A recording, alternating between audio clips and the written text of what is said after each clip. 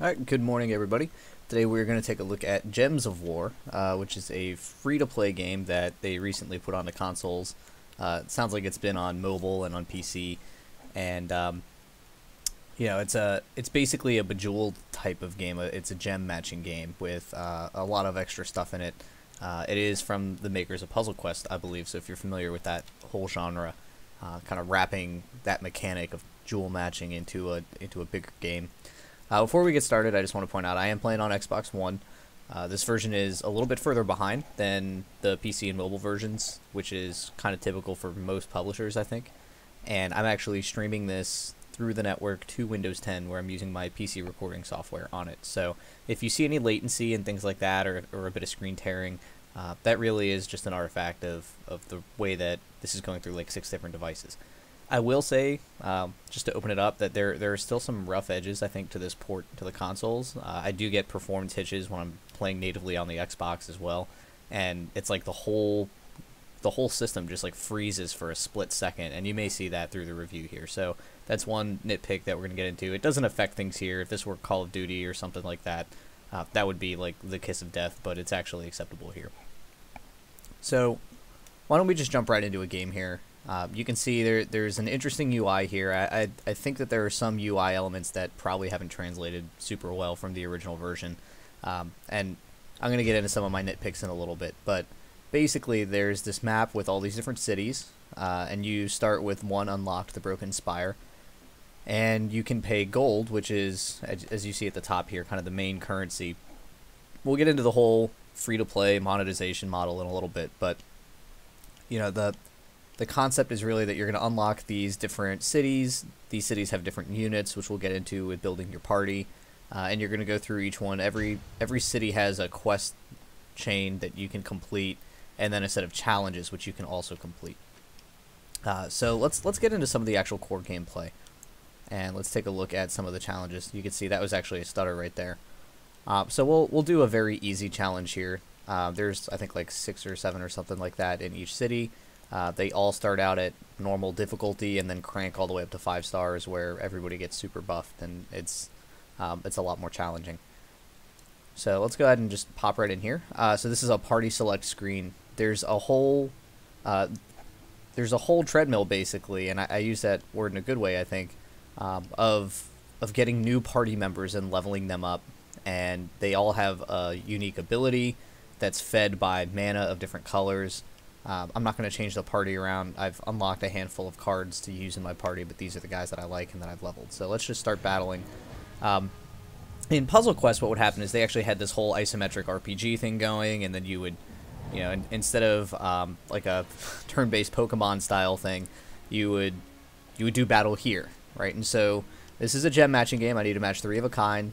And what happens is I get mana of that color. And if you look at the left side, this is my party. And if you look at the right side, this is the party that I'm going against. This is a very easy match, so we're going to crush these guys. But a couple of things that I wanted to point out. So I have this dwarf guy, as you can see at the top left. And he has a special ability, which I can use this way, which would be to give an ally 3 attack and 3 armor. In order to use that ability, if you look at the top left of his card, you see a 0/12 with a red and yellow mana. That's how he charges up that attack. I have to match yellow or red gems, and it will go to him. It actually does go top to bottom, so you can see, for example, my second guy and my fourth guy both have black as one of their mana colors. If I pick up black gems, it'll fill up the second guy first, and then once he's full up and ready to go, it'll roll to the fourth guy. There's some strategy in sort of the way that you lay your party out, like which order you want to put them in. You know, maybe I need to feed that second guy first before the fourth guy can get stuff wet. Maybe I need to like protect the fourth guy because he's not as beefy of a body. You can see at the bottom left and the bottom right of each card. The bottom left is how much damage that guy does, and the bottom right is how much armor and health he has. Damage is primarily done by matching 3 of these skull gems. So if I match 3 skulls, then my dwarf guy would swing for 4 damage because he's at the top, and so he goes first. And then he would hit the topmost guy on the other side. So he would hit this other dwarf guy that we can see over here. If I wanted to, I could check out their abilities. This guy has the ability to transform these gems into yellow. That's very interesting. The only other real caveat here is that you'll see we've got kind of these pulsing gems that are making a suggestion. We've got another little stutter there. That's awesome. If you match 4 in a row, so if I swap these two, I'll have 4 blues in a row. What happens there is you actually get another turn, and you get a little bit of gold, which we'll get into again in a bit. So you can see I got some bonus mana there. There's some leveling mechanics that happen. So that guy at the bottom left is the only guy of mine that gets blue mana, so he gets fed there, and he's nearly halfway to using his special ability. So with all that in mind, you know, this is actually a very interesting game if you really like that whole feedback loop. If you don't like gem matching games, like, you could just stop watching the review. That is the core of this game, and I think that the interesting thing that it accomplishes is how it uses that mechanic alongside a pretty rewarding leveling system, I think. There's actually a pretty fair amount of content in this game, especially considering that it's a free-to-play game. There are some of the frustrations that you get, just like in Puzzlequest or other gem matching games. So you can see as this guy kind of clears stuff, new things cascade down, and sometimes you just get really crappy luck where, you know, 3 skulls might drop down in a row and there's nothing you can do about it, and that guy gets to swing away at you and you get really upset. But that's just part of the game. Likewise, sometimes you get really awesome drops like that. So I'm going to keep matching things up here. You can see there's like a freebie. I get to swing for free there just because of the way that things shook out. I'm actually going to try and make this quick.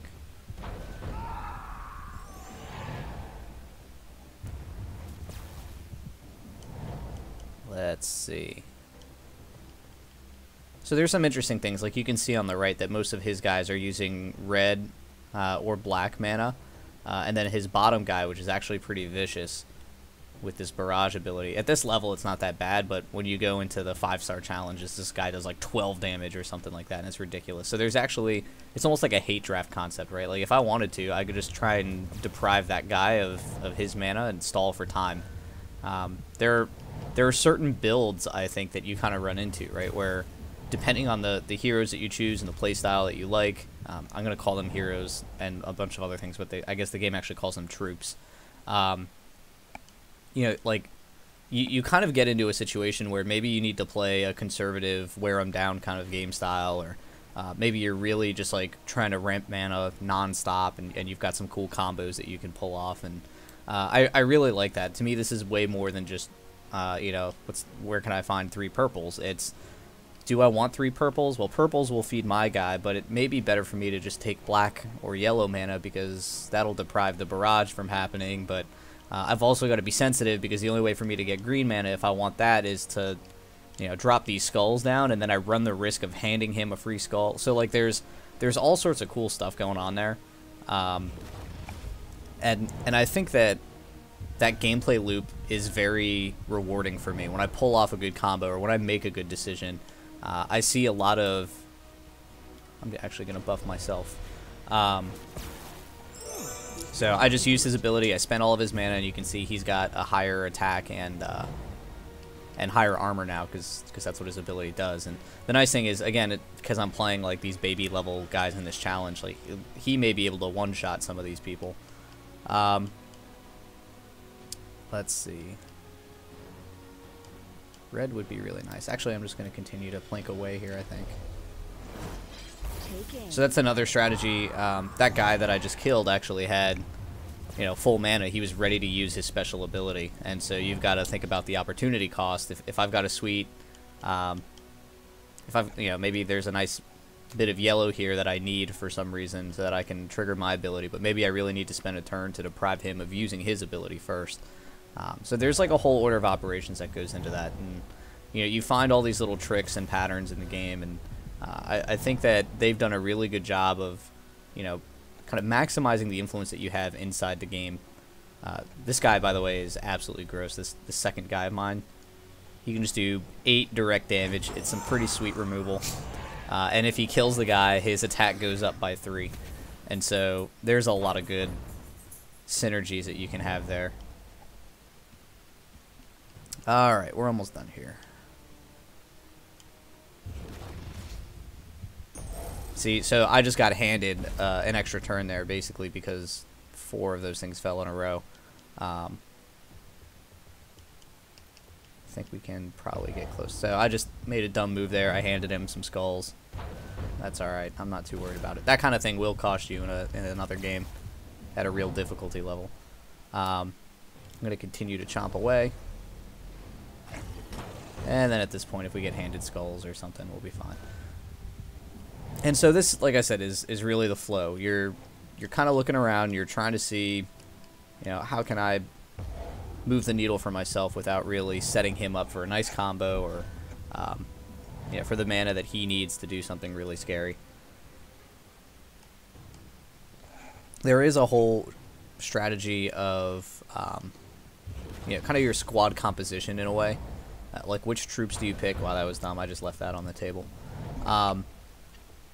And the reason for that, I think, is that, you know, you really want to have minimal color overlap.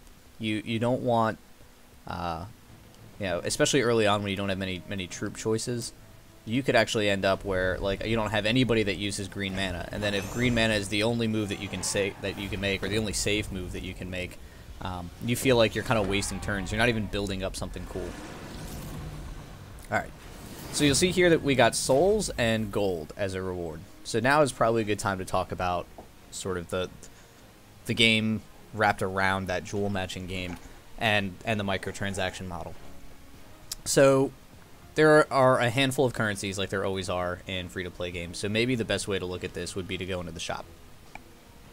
So in the shop, you know, gems are kind of the premium currency that you can translate into any other currency. You pay a couple bucks and you get some gems. Keys, which you can get normal keys or these magic keys. Keys are basically, they open chests, and chests are packs of cards. So if we were to look at the troop screen here, I've unlocked a bunch of these different cards, and I can use them as troops in you know, that 4-space screen that we saw before I started the battle. So some of these guys are pretty cool. You know, I can actually, so there's like a rarity system, just like Magic the Gathering or Hearthstone.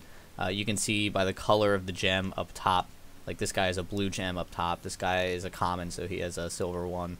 So you can kind of see, I don't even remember unlocking this guy, this ferret guy.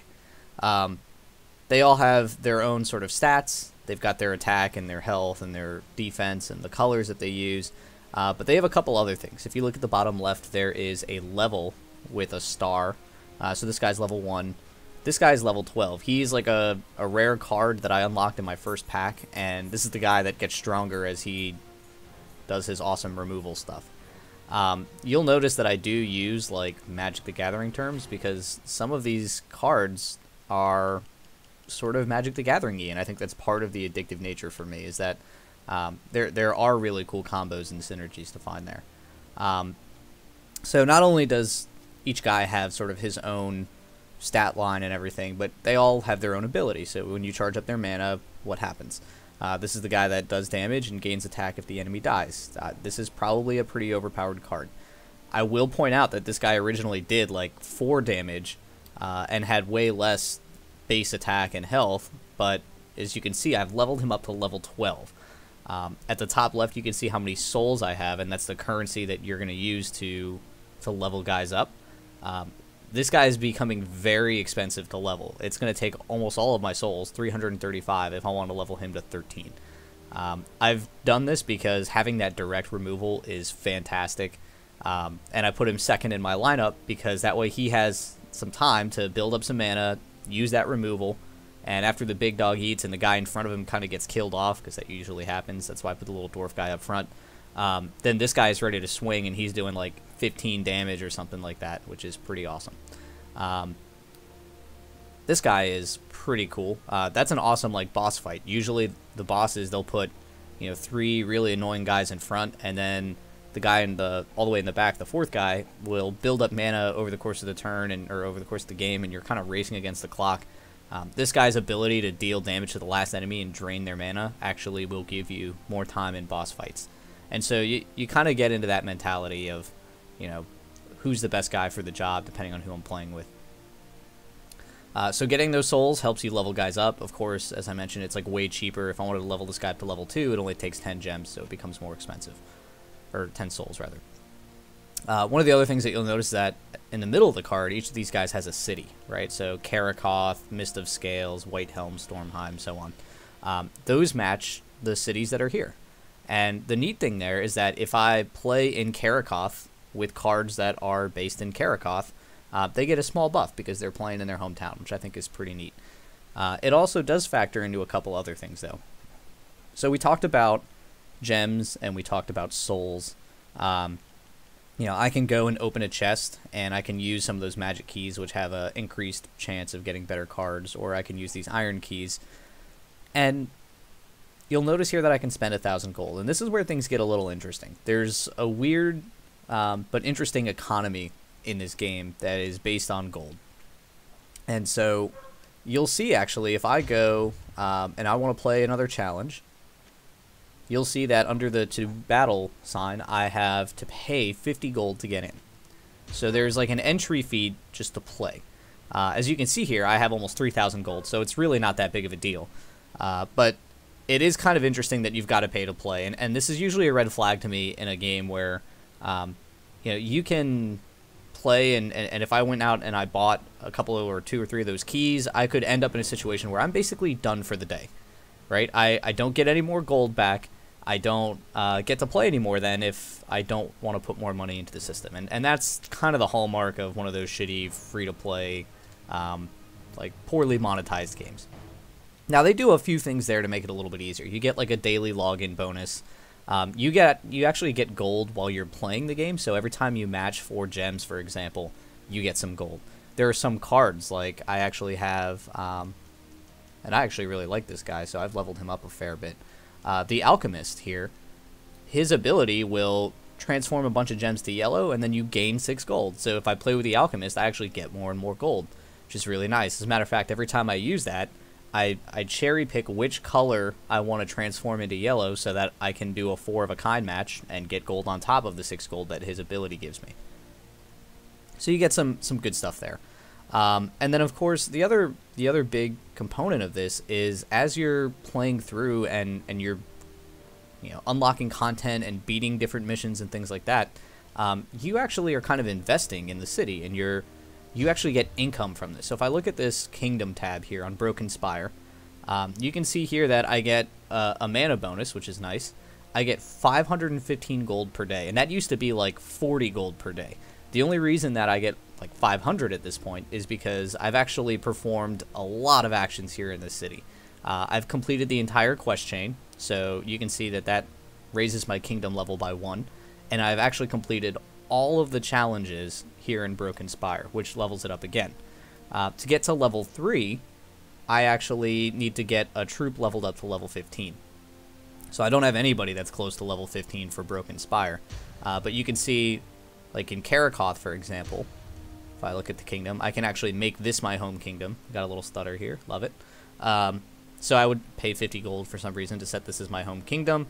But I wouldn't get any of those bonuses because I've only done a handful of things. I've actually done the entire quest chain, so that's good. If you look at the challenges, I've accomplished a lot of them, but not all of them. I'd have to kind of finish playing through here. But the nice thing is that I would be able to get that level 15 troop thing pretty soon, because the guy that I have leveled up to level 12, wherever he is, all the way over here, this Ancient Horror, is level 12, and he is based in Karakoth. So, my next game plan is probably going to be, let's finish beating all the challenges here, let's level that guy up to 15, it's going to take a ton of souls, and then I'll be getting a lot of gold from here. So, I've actually beaten the quest line in all 3 of the cities that I've unlocked so far. I can go and unlock another city for 1,000 gold. And that's sort of the economy, and I really like that, because as you're playing, you're unlocking more things. These guys sort of contribute, I think, to your income, but not significantly. Your party composition of troops is maybe going to dictate which of these things you want to focus on. So the fact that I unlocked a really good card from Karakoth earlier, maybe that'll become my home city, and that's how my playthrough plays out. So I kind of want to talk about some of the things that I really dislike about this game. I think I've kind of been gushing about the cool synergy and combo and how addictive it is. But now is probably the best time for me to bring up some of my gripes. So I think I've kind of talked about, the stuttering and some of the UI issues here. So, for example, it really annoys me. Like, I have to press Y to bring this up. As you can see at the top left, that is the menu. But I can't press, like, B to back out of it, which seems silly to me. I can only press Y again to toggle it off. Small gripe. But those are the kinds of little artifacts of porting something to console that make you feel like they just sort of slapped this together. You can see there is a tasks tab here. So I will get some reward if I train a troop to level 15, or if I collect 20 troops, so that means I gotta open more chests. Win an invasion, earn 10 trophies. I have no idea. Yeah, I can press these bumpers, but I don't know what the rewards for these tasks are, and they differ, and that's kind of annoying to me, right? Like, for me to collect 20 troops means that I'm gonna have to spend some gold and open up some chests, and I don't know what the reward for that is gonna be. So that's a little pet peeve of mine. One other thing that I think this game does a really poor job of, and a lot of free-to-play games that have multiple currency systems suffer from this, but they don't really explain all of the mechanics, in the way that I did, where you've got city income, and these are the things that contribute to city income, and you've got gold, and gold does, chests or keys, and it lets you actually play the game. Then you've got souls, which lets you level up the cards that you've unlocked from your chests, and then, if we look in the shop here, like I said, there's gems, which you can basically turn into keys, or you can turn into gold. Then there's some just cosmetic stuff to make your card look different. Obviously, you can buy more souls to level up your cards. They've got some nifty bundles. And then they have this whole, like, glory concept, which it's very unclear, like, where you get this from. You can actually see there's a plus button at the top right next to my glory counter. I have 8 glory. I think I get it for logging in or something. It doesn't tell me how to earn it. It doesn't. I can't get up there if as I'm pressing the buttons here. I would love to get 120 glory and buy this Shadow Hunter. This thing seems awesome.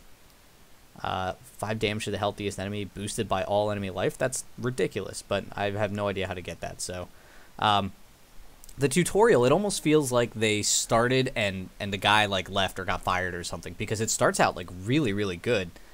They walk you through. They have pop-ups, on the screen that say, hey, you just earned 5 souls, and souls are good for this. But then it just kind of goes dark, and it doesn't explain the way that that all these different things figure into the economy, which is going to be really important, I think. If I understand that they need microtransactions and they need to monetize something to make money in this game, but it seems a little disingenuous to just sort of like confuse people. I don't think they're doing it intentionally, but the tutorial could certainly be improved a little bit. And one of my biggest gripes, I think, is probably, it's probably a performance issue, but I've actually gotten disconnected.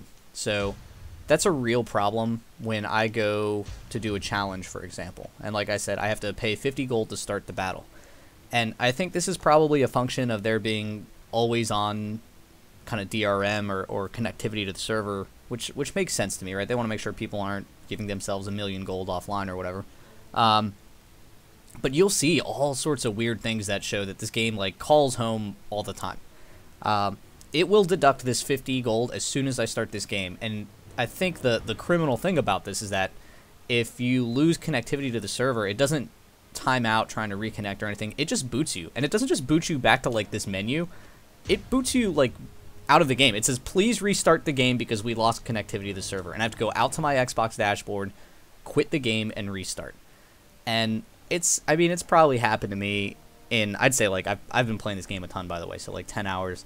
I'd say that this has happened to me probably a half dozen times.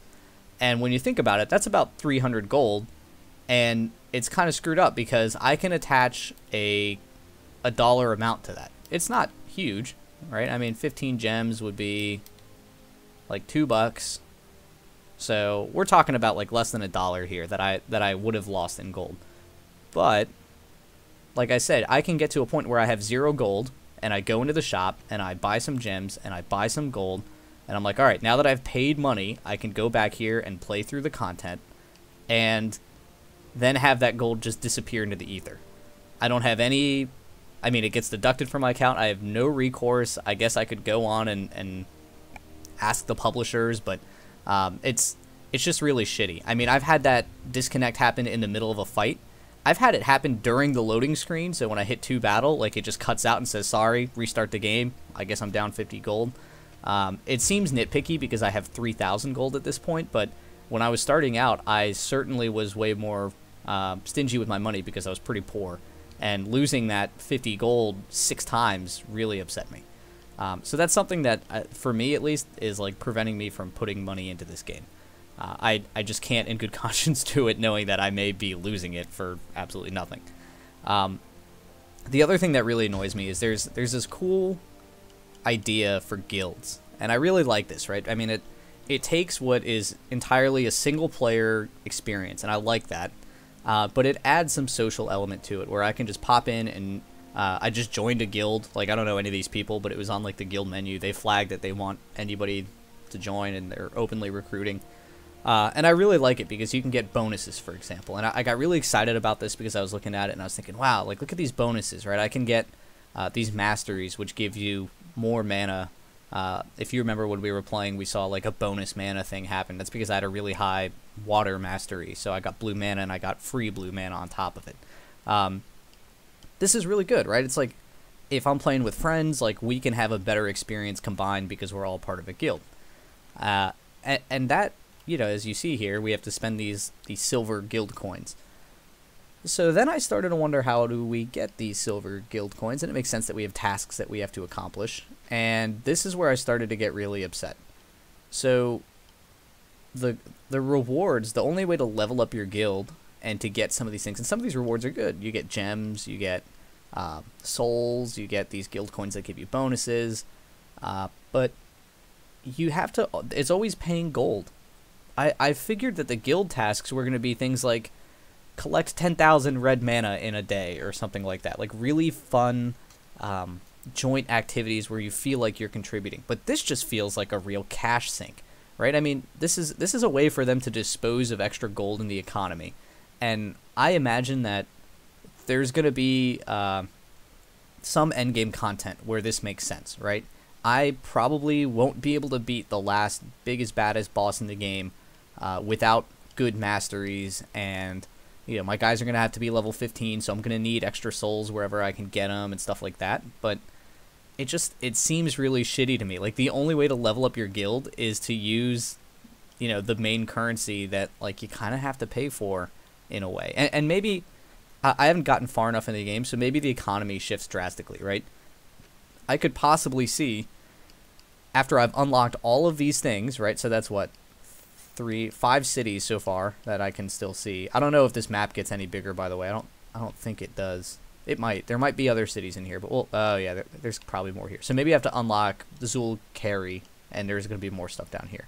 But already we're looking at 5,000 gold on the map that I need to spend. And it's possible that once I've done that, and when we look at troops, for example, maybe we're going to get to a point where, and I can actually show all the different troops. So there's a lot of different troops. It looks like there's like 5 or 6 for each city. And there's a bunch of cities, as you can see down here. So, I mean, if there's 100 troops in the game or something, then maybe, you know, after I get 100 troops and I've unlocked 15 or 20 cities, like, gold doesn't matter that much anymore. Maybe that's the kind of person that guilds are targeting.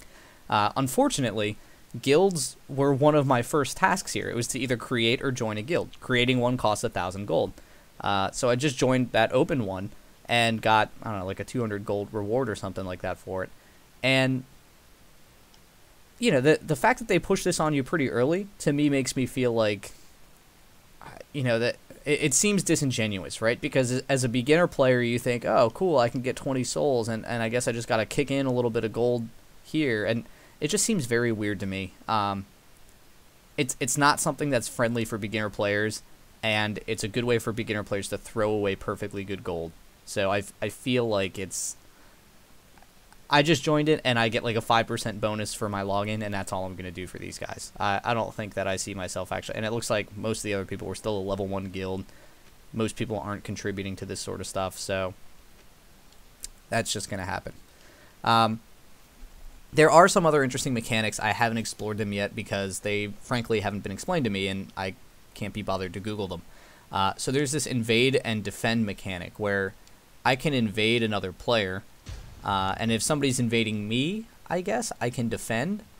So I can pick my lineup for if somebody invades my hometown while I'm not here, and he'll have to fight against these guys. But it's kind of unclear. I don't really understand. I don't know if I get gold. I don't know if I don't know what happens there. I think it costs gold, so I'm like afraid to do it right now. So it's a task, but I don't know if it's worth it based on, because I don't know what the payout of the task is. So altogether, I think this is a fantastic game. I definitely think it's worth your time. I think, as you can see here, I'm level 29. I've probably put, like, I don't know, at this point, it's probably close to 15 hours into this game. And this is kind of my whole point with free-to-play games, right?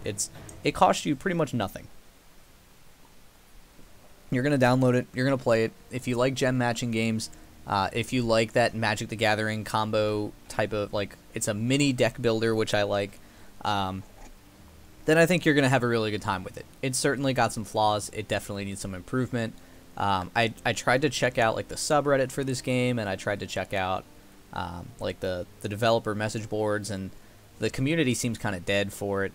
I don't know how long it's been out on other platforms, but I can tell you that, like, you know, when I first log into this game, the pop-up is like, hey, we're running a limited login event, you know, get extra gold if you log in every day, and then it says this event ends October 27th, and that's like almost a month ago. So because of the delta in updates, I have a feeling, you know, when I check on the message boards, for example, there's this whole treasure map and treasure hunting mini game. No idea what that is. Obviously hasn't made it to Xbox yet. So there are some things that definitely need improvement.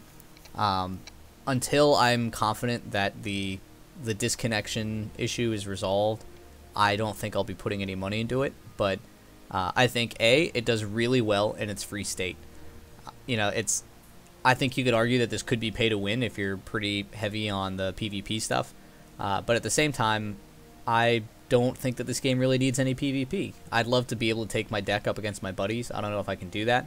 But I don't have to worry about... Yeah, it's like Warframe. You know, Warframe could be considered pay to win. Like, a guy that pays $50 is going to have better stuff than me. But Warframe is a co-op game, so it doesn't really matter. And this game is largely, to me, a single-player game, so I don't really care that somebody can pay more money and have a different experience. I think that they make a good trade-off. If that's something that works for them, I'm happy. If there's, you know, if that whole invader-defender thing, you know, opens up some extra tier of content, I'm okay not dealing with that and playing this for free. I think that this is a game that I'll put $10 to $20 into and thank them for their time and their efforts once I'm pretty confident that that money won't just disappear into the ether. Aside from that, I do kind of want to talk about the art style and mechanically some of the improvements from Puzzlequest. You know, they've clearly stripped out all of that isometric RPG. You know, the content when you look at it, like, so the quests, for example, for the missions, you get kind of these paper cutouts, like you see my elf chick here in the corner. You get dialogue bubbles with whatever paper cutouts you're fighting against. I think that's okay. I think that's a good thing. You know, I actually was not a huge fan of the whole wander around point and click type adventure thing in Puzzlequest. I'm really glad that they kind of streamlined it, and instead they put their efforts into what I think is a more robust itemization and troop unlocks and the card synergies and all of that sort of stuff. I think actually works out really well. You know, let's go ahead and, like, level up a troop here. Let's see, this guy's level 7. I'm trying to think of one that'll be kind of cheap. What I was going to say is, if you consider all the different things that go into not just coming up with these cards and their abilities, and the mana costs are different, the colors are different, there's a lot, right? There's a lot of effort into this, and I think that it's probably important. I'll level this guy because I'll probably use him at some point. When you level a guy up here, and I confirm, I spend 10 souls, you're gonna see this actually, like, phones home. It's like computing. I don't know if they need to figure out, like, what what's the right updates for this card. Maybe they need to change it as they're tweaking balance or something. They need to deduct souls from my account. You can see this guy gets a little bit healthier. Training cost becomes more expensive. I could break down his card, which will probably happen as I start to get duplicate cards and open more chests. But there's a lot that needed to go into making this robust system. And as we saw, if there's going to be like 20 cities, that's, it's a lot easier for them to put out 20 cities worth of content in this model than it is in the last one. They don't have to do all of the artwork and point and click stuff. The dialogue is easier to put together. Really all that they're coming up with, and they can keep adding more cities to this game, really, because it doesn't have to be linear or anything. They could just plop one down somewhere else on the grid here, and I pay 1,000 gold to unlock it. It's got 5 or 6 cards that they've kind of tweaked from level 1 to 15. They've tweaked the mana costs and the abilities and all that sort of stuff, and then you're off to the races. So I think it's a really cool system, and I'm certainly going to continue to play this. Level 29 it's not super high, but it's also not trivial. My favorite thing about these free-to-play games is that you can get better bang for your buck here than anywhere else because the denominator is $0. I don't think that this game is going to be the kind of game that I stumble into and end up paying like $1,000 for like League of Legends skins and stuff like that, just because I don't find the cosmetics that rewarding, and I think that the treadmill is structured in such a way that as much as I want to play jewel matching games, it works at a good pace for me. I do want to point out that like this game, one of my buddies told me about it, and it's right around the time that Fallout came out, Call of Duty came out. I've got all these different games in my backlog, and yet I'm sitting here matching gems and trying to stockpile souls so that I can level up my whatever. I don't even know what the guy's called. I always just call him the big dog. Big dog's got to eat. My ancient horror. So I think it's a testament to the game's design, its execution. I think that there's still some value here. I think when the new consoles came out, a lot of us said, man, I really could go for some Puzzlequest. And I really like the direction that they took it. I think free-to-play makes it really accessible. I think it's not handicapped based on their microtransaction model. So I would urge you to pick it up. I'd urge you to try it out. I would urge you not to worry about guild play until way, way later. And have a good time. Let me know if you've got any thoughts or questions or comments. Thanks for watching.